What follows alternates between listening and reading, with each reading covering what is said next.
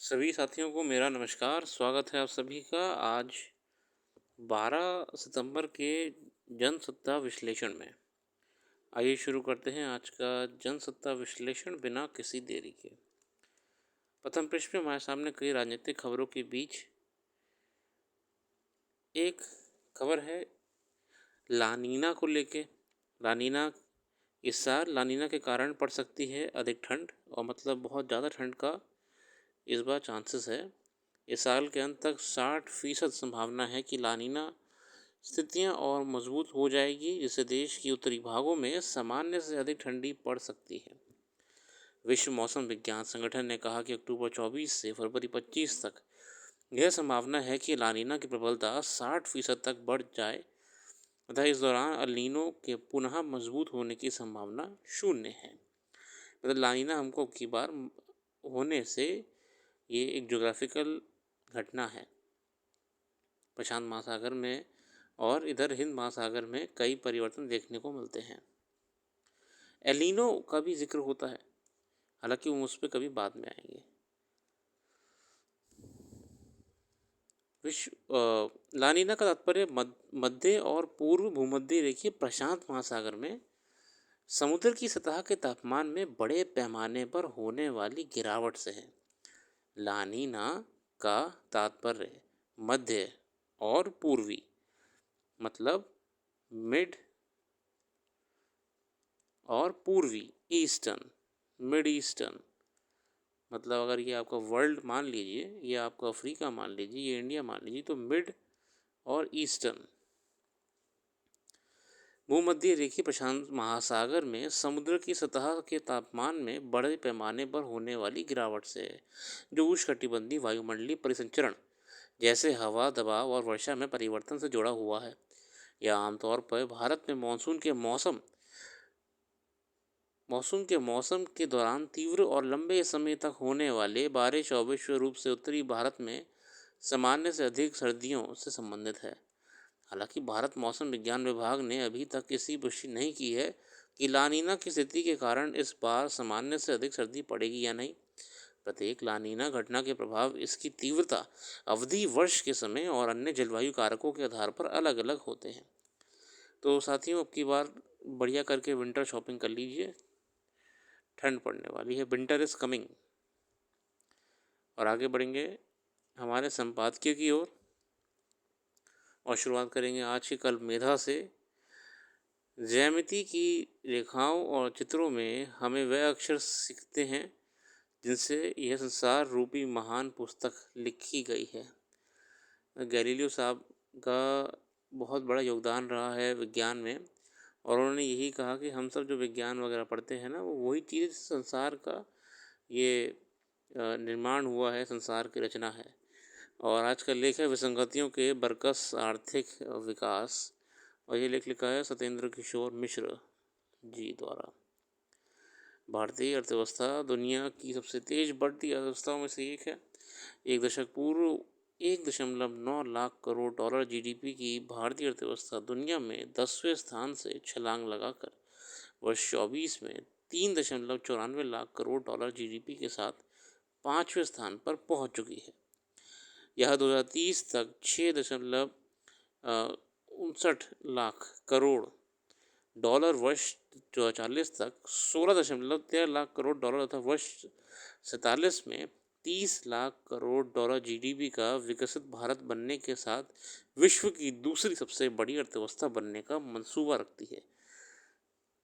हमारी अर्थव्यवस्था ना 2047 तक हमारी 30 लाख करोड़ का टारगेट रखा हुआ है, पर भारी बेरोजगारी तथा गरीबी के साथ साथ बढ़ती आर्थिक असमानता भारतीय अर्थव्यवस्था के सम्मुख प्रमुख चुनौती है। एशिया प्रशांत मानव विकास रपट 24 भारत में दीर्घकालिक प्रगति की सुनहरी तस्वीर प्रस्तुत करती है, लेकिन अमीर गरीब के मध्य बढ़ती आर्थिक असमानताएं परेशानी का सबब हैं। देखिए, हम दुनिया भर की अर्थव्यवस्था नहीं बन सकते जब तक हमारे देश का जो ह्यूमन कैपिटल है वो एम्प्लॉयड ना हो। क्योंकि आज से अगर हम कोई काम करना शुरू करेंगे तभी वो फ्यूचर में दिखना शुरू होगा। अगर आज से कोई फैक्ट्री या प्लांट या रोज़गार लोग को नहीं मिलेगा तो आने वाले समय में हम कैसे उम्मीद कर सकते हैं कि रोज़गार या अच्छी अर्थव्यवस्था हमको देखने को मिलेगी। विश्व असमानता रिपोर्ट 2022 के अनुसार भारत दुनिया में सबसे अधिक आर्थिक असमानता वाला बड़ा देश है। एशियाई प्रशांत क्षेत्र का वैश्विक आर्थिक विश्ववृद्धि में योगदान लगभग 2/3 है। दक्षिण एशिया की आबादी में अब 10% अमीरी या आधे से भी अधिक राष्ट्रीय आय पर नियंत्रण है। मतलब 10% या 11% लोगों का ही पूरा कंट्रोल है देशी अर्थव्यवस्था में। दुनिया के अमीर व्यक्तियों की फोर्ब्स सूची में अनुसार वर्ष 14 तथा वर्ष 22 में भारतीय अरबपतियों की शुद्ध संपत्ति में 280% की वृद्धि हुई, जो इसी अवधि में राष्ट्रीय आय के 27.8% वृद्धि से लगभग 10 गुना अधिक है। वो कह रहा है कि अमीर और अमीर होते जा रहे हैं और जो जो सामान्य वर्ग के लोग हैं, मिडिल क्लास या वर्किंग क्लास के लोग हैं, वो और गरीब और बेरोजगार होते जा रहे हैं। ऑक्सफैम रिपोर्ट के अनुसार भारत में अमीर तेजी से अमीर हो रहे हैं, जबकि गरीब न्यूनतम मजदूरी तथा गुणवत्तापूर्ण शिक्षा और स्वास्थ्य सेवाओं तक पहुंच के लिए संघर्षरत हैं। आगे बढ़ते हैं। भारत दुनिया में सार्वजनिक स्वास्थ्य पर न्यूनतम खर्च करने वाले देशों में एक है। स्वास्थ्य सेवा में निजी क्षेत्र का दखल बड़ा है। नतीजतन स्वास्थ्य सेवाएं एकमात्र भुगतान क्षमता संपन्न लोगों की पहुंच है। अच्छी स्वास्थ्य सेवा देखिए ना, वही अफोर्ड कर पा रहा है ना जिसके पास संसाधन है, जिसके पास वो रिसोर्सेज है, जिससे वो उनको पे कर सकता है। भारत का मातृत्व मृत्यु में 70% और बाल मृत्यु में 21% हिस्सा वैश्विक अनुपात से अधिक है। वैश्विक कुपोषित आबादी में भारत का हिस्सा 1/4 है। मतलब वैश्विक कुपोषित आबादी में भारत का हिस्सा 1/4 है, 1/4 है। भारत की लगभग 74% आबादी पोषक आहार का खर्च उठाने में असमर्थ है। मतलब भारत की 74% पॉपुलेशन अपना पोषक आहार हेल्दी फूड को भी अफोर्ड नहीं कर पा रही है। 74% हेल्दी फूड को भी अफोर्ड नहीं कर पा रही है। 39% आबादी को पौष्टिक आहार अनुपलब्ध है। साथियों, ऐसे आंकड़ों के हिसाब से देखा जाए तो भारत कोई बड़ी अर्थव्यवस्था तो नहीं, पहले एक सामान्य देश बन जाए तो ही बड़ी बात है। मात्र कुछ व्यक्तियों के हाथों में संपत्ति का संक्रमण पीढ़ियों से असमानता का प्रमुख कारण है। भ्रष्टाचार, सामाजिक विभेद, गलत व्यावसायिक व्यवहार, असफल एवं गलत नीतियां। आर्थिक विकास ने कुछ क्षेत्रों या समूहों को असमान रूप से लाभान्वित कर आय असमानता बढ़ाई है। भारत में कुल जीएसटी संग्रहण का 64% हिस्सा 50% गरीब आबादी से है। मतलब इस बार अगर हम देखें ना, डायरेक्ट टैक्स कलेक्शन हमारा कितना हुआ था। अगर मेरे को याद आ रहा है कि central board of direct taxes ने जो अपना डेटा दिखाया था कि डायरेक्ट टैक्स कलेक्शन कितना हुआ था, तो उसमें लगभग 5,74,000 समथिंग करोड़ था। ठीक है। उसमें जो पर्सनल इनकम टैक्स था, पीआईटी, जो हम लोगों से लिया जाता है, वर्किंग क्लास से लिया जाता है, पर्सनल इनकम टैक्स, वो उसका जो वो था मेरे ख्याल से 3,54,000 था। ठीक है, मोटा मोटी मान लीजिए कि अगर 5 रुपये सरकार के पास आए थे टैक्स के रूप में, तो उसमें 3 रुपये जन सामान्य से लिए थे और पर्सनल इनकम टैक्स के रूप में लिए थे, और बाकी बचे 2 रुपये कॉरपोरेट से लिए थे। मतलब अभी भी देखिए आप, कॉरपोरेट जहाँ एक तरफ अपनी कारोबार में वृद्धि करते जा रहे हैं, वो तरक्की के नए आसमान छू रहे हैं, मगर उनका देश की टैक्सेशन में कंट्रीब्यूशन मात्र 2 रुपये का है ना। वहीं पे जो दिन रात काम कर रही है working labour, working class, middle class, technical jobs वाले युवा हमारे, उनका कंट्रीब्यूशन उससे ज़्यादा है, जबकि उनकी आय में ही जीवन काटना है, उसी आय में दैनिक दैनिक कार्य करने हैं, उसी आय में टैक्स भी देना है। तो ये आर्थिक असमानता है ना। अरे अगर उद्योग कॉरपोरेट हाउसेस कमा रहे हैं तो आप उनको फिर निवेश करने के लिए, मैन्युफैक्चरिंग प्लांट लगाने के लिए और रोज़गार प्रोवाइड कराने के लिए मजबूर करिए।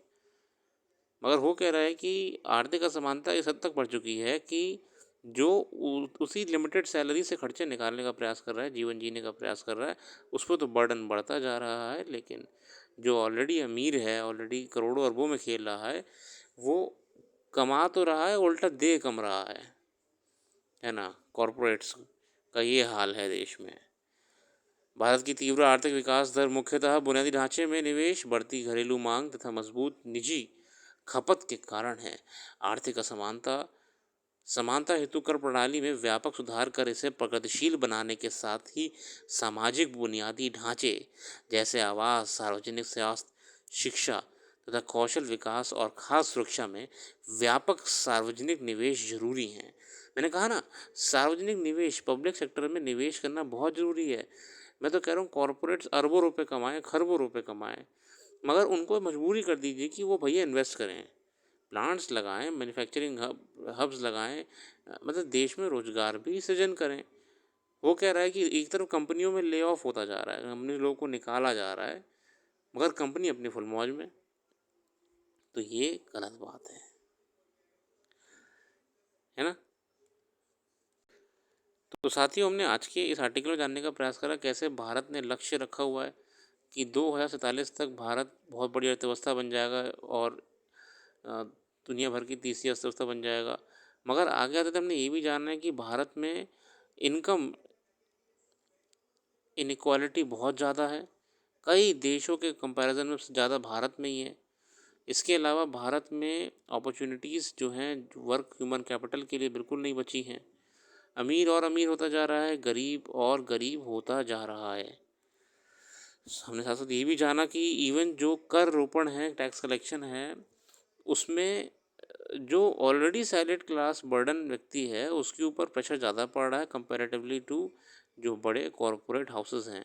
और बड़े कॉरपोरेट हाउसेस अगर इतना कमा भी रहे हैं, तो दुर्भाग्य ये है कि उनका जो काम होना चाहिए कि चलो भैया अब हम मार्केट में निवेश करते हैं, मार्केट में बड़े बड़े मैन्युफैक्चरिंग प्लांट्स लगाते हैं, मार्केट में बड़ा बड़ा इन्वेस्टमेंट करते हैं ताकि रोज़गार सृजन हो, ताकि लोगों को नए नए अवसर मिले, मगर ऐसा ना करके ना तो वो कर में कंट्रीब्यूट कर रहे हैं टैक्स कलेक्शन में और ना ही रोजगार में। अगर ऐसी कंडीशंस रहेंगी तो मुश्किल ही है भारत कोई बड़ी अर्थव्यवस्था बन पाएगा, ऐसा हमको लेख में इशारा करने का प्रयास करा है। बहुत ही बढ़िया तरीके से एक वास्तविकता का हमारे सामने रखी गई है। इसके अलावा आगे बढ़ेंगे अगले लेख की ओर, भ्रष्टाचार के विरुद्ध। और इस लेख में पूरी दुनिया भ्रष्टाचार के समान विकास और खुशहाली की राह में बहुत बड़ा रोड़ा है। मतलब भ्रष्टाचार जो है वो पूरी दुनिया में ना बहुत ही गलत चीज़ है। विकास के लिए प्रशासन की जवाबदेही तय करने की कोशिश की जाती है, मगर हमारे यहाँ इस मामले में ज़्यादातर नाकामी नज़र आती है। इसलिए लंबे समय से मांग की जाती रही है कि लोकपाल और लोकायुक्त के गठन संबंधी कानून बनाना चाहिए। करीब 11 वर्ष पहले इसे लेकर बड़ा आंदोलन हुआ, जिसके दबाव में लोकपाल अधिनियम पारित हुआ, मगर लोकपाल की नियुक्ति का मामला करीब 5 वर्ष तक इस तर्क के आधार पर टलता रहा कि लोकसभा में कोई विपक्ष का नेता नहीं था। लोकपाल अध्यक्ष की नियुक्ति में विपक्ष के नेता का होना जरूरी है। आखिरकार 5 वर्ष पहले लोकपाल का गठन हुआ, मगर अभी तक वह पूरी तरह कार्य करने की स्थिति में नहीं आ सका है। अब लोकपाल के जांच प्रकोष्ठ का गठन किया गया है। इस प्रकोष्ठ में लोकपाल अध्यक्ष के अधीन एक जांच निदेशक होगा, जिसे 3 पुलिस अधीक्षक मदद करेंगे। प्रत्येक पुलिस अधीक्षक की जांच अधिकारी और अन्य कर्मचारियों की सहायता प्रदान की जाएगी। इस तरह उम्मीद बनी है कि अब लोक सेवकों की अनियमितताओं के खिलाफ कुछ बड़े कदम उठाए जा सकेंगे। दूसरी एजेंसियों पर जो कि राजनीतिक, अब पूरी जगह आर्टिकल तो हम बातें करी गई हैं, मगर फिलहाल हमारे जो ज़रूरी एस्पेक्ट निकल के आ रहा है कि भ्रष्टाचार एक बहुत बड़ी समस्या है इस तंत्र के लिए, विश्व के लिए, भारत के लिए, और इसको हमें अकाउंटेबल ठहराना पड़ेगा लोगों को जो इस काम में लिप्त हैं। इसलिए लोकपाल को, लोकायुक्त को बहुत मजबूती के साथ हमें इम्प्लीमेंट करना ही पड़ेगा। ये सब चीज़ें, ये सारी चीज़ें ना यही डेवलपमेंट में आपका असर डालती हैं। तो देखिए अब आप कि करप्शन से क्या दिक्कत हो रही है, इस अगर हम इन दोनों आर्टिकल को लिंक करने का प्रयास करें, करप्शन, चलो यहाँ पे मोटा मोटी हमने क्या लक्ष्य बनाया, हमने इस आर्टिकल में ही तो कहने का प्रयास करा था इस पहले पैराग्राफ में कि 2047 तक हम, है ना, कितना 30 लाख करोड़ की अर्थव्यवस्था बन जाएंगे। 30 लाख करोड़ की अर्थव्यवस्था बराबर कैसे बनेंगे, जब ऑलरेडी करप्शन से पब्लिक फंड्स को दुरुपयोग करा जा रहा है। यहाँ पे करप्शन से पब्लिक फंड्स को बर्बाद करा जा रहा है, दूसरों की जेबों में डाला जा रहा है, जो जिनके लिए वो बना नहीं है। बना वो किसके लिए है, समाज के लिए बना है, मगर करा क्या जा रहा है, अधिकारियों की जेब में बीच में से बाईपास करके डाल दिया जा रहा है। तो अर्थव्यवस्था 47 तक कैसे अच्छी बनेगी, जब ऑलरेडी यहाँ पर समस्या थी क्या, अनएम्प्लॉयमेंट है ना, लैक ऑफ अपॉर्चुनिटीज़, अवसरों का कमी होना, जिनको नौकरी देनी चाहिए कॉर्पोरेट हाउसेस को, वो अपना काम नहीं कर रहे हैं, वो उल्टा ले ऑफ कर रहे हैं, उल्टा वो निकाल रहे हैं। और अगर कमा भी रहे हैं तो, अगर वो कमा भी रहे हैं, ठीक है ना, अगर वो कमा भी रहे हैं बड़े बड़े कॉर्पोरेट हाउसेस कंपनियां, तो वो ना तो इन्वेस्ट कर रहे हैं वापस से मार्केट में कि और नए सेटअप्स खोलें वगैरह वगैरह करें, और ना ही वो टैक्स कलेक्शन में कुछ इतना बड़ा योगदान दे रहे हैं। टैक्स कलेक्शन से ज़्यादा योगदान कौन दे रहा है, सैलरी क्लास ही दे रहा है। तो उसका तो विकास वैसे ही रुक चुका है, वो वैसे ही परेशान है करप्शन से, वो वैसे ही परेशान है मार्केट में इन्फ्लेशन से, मुद्रास्फीति से, अनएम्प्लॉयमेंट से, रोजगार से, उसके ऊपर से और कर रोपड़ में ज़्यादा कंट्रीब्यूशन वो कर रहा है। जबकि जबकि ये सब होने के बाद भी मात्र 11% लोगों के हाथ में अर्थव्यवस्था चल रही है। जो नीतियाँ वो बनाते हैं, जो नीतियाँ वो तय करते हैं, वही यथार्थ सत्य हो जाता है। तो इस इनइक्वालिटी के चलते हम बड़ी अर्थव्यवस्था कैसे बनेंगे, ये लेखक महोदय ने भी हमारे सामने एक प्रश्न रखा है अपने लेख में। बहुत ही अच्छा डाइवर्स पॉइंट रखा हुआ है, मतलब इतने सारे एस्पेक्ट्स को टच करते हुए। जेंडर इक्वालिटी, ऑक्सफैम की रिपोर्ट्स हैं, बड़ी बड़ी रिपोर्ट्स हैं, जिनमें ये बताया गया कि बहुत ही बड़ा गैप है रियलिटी में। अगर ये समस्याएं, ये लूपहोल बने रहेंगे, तो इससे फाउंडेशन मजबूत होने की जगह और कमज़ोर हो जाएगी। अगला लेख है निष्पक्षता की दरकार। सरकारी कामकाज हो या फिर व्यवसायिक या निजी काम, निष्पक्षता का पैमाना हर जगह होना चाहिए। अपने प्रभुत्व का एहसास कराने या दुर्भावना से किसी मामले को बेवजह उलझने की कोशिश किसी भी सूरत से उचित नहीं की कही जा सकती। उच्चतम न्यायालय ने एक ताज़ा फैसले में तथ्य को और पुख्ता कर लिया। शीर्ष अदालत ने एक मेडिकल कॉलेज में सीट बढ़ाने की मंजूरी से जुड़े मामले में राष्ट्रीय चिकित्सा आयोग की कड़ी नसीहत दी है। अदालत ने अपने फैसले में कहा कि एनएमसी सरकार का एक अंग है और उससे निष्पक्ष और तर्कसंगत तरीके से काम करने की अपेक्षा की जाती है। किसी संस्थान को मंजूरी के लिए एक अदालत से पूरी दूसरी अदालत तक चक्कर लगाना सिर्फ परेशान करने का प्रयास है। ये बात छिपी नहीं है कि लोगों को छोटे छोटे कामों के लिए सरकारी कार्यालयों के कई बार चक्कर काटने पड़ते हैं। अक्सर उन्हें कथित जरूरी औपचारिकताओं में इतना उलझा दिया जाता है कि वह पूरी तरीके से हताश हो जाते हैं। शीर्ष अदालत पहुंचे मेडिकल कॉलेज का मामला भी सरकारी संस्थाओं को इस प्रॉपर्टी का उदाहरण है। इस कॉलेज को medical assessment and rating board की ओर से पहले शैक्षणिक सत्र 23-24 के लिए सीट की संख्या बढ़ाने की मंजूरी दी गई है। मतलब ये असल में एक मैटर था सीट को लेके, मेडिकल कॉलेज में आवंटन को लेके, उसी को यहाँ उनसे ये उम्मीद की जाती है कि वो निष्पक्ष रूप से काम करें, है ना। आगे बढ़ते हैं।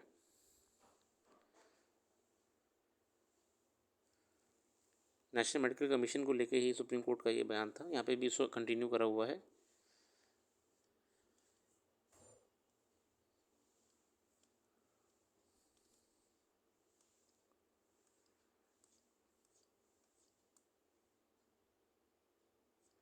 और आज के लिए इतना ही रखते हैं, बाकी अंतर्राष्ट्रीय खबरों का आप भी एक ट्रैक रखिएगा। जो भी करंट अफेयर्स यहाँ पर डिस्कस हम नहीं कर पाए वेबसाइट पर डाल देंगे, वेबसाइट का लिंक डिस्क्रिप्शन में मौजूद है। अपना कीमती समय देने के लिए बहुत बहुत धन्यवाद। इस क्विक एनालिसिस में जितना बेहतर हो पाए हमने आपको समझाने का प्रयास करा, और एक सरसरी निगाहों से ओवरव्यू दिया कि आर्टिकल्स में क्या इम्पोर्टेंट है और किन चीज़ को हमें ध्यान देना चाहिए परीक्षा के अनुसार। धन्यवाद।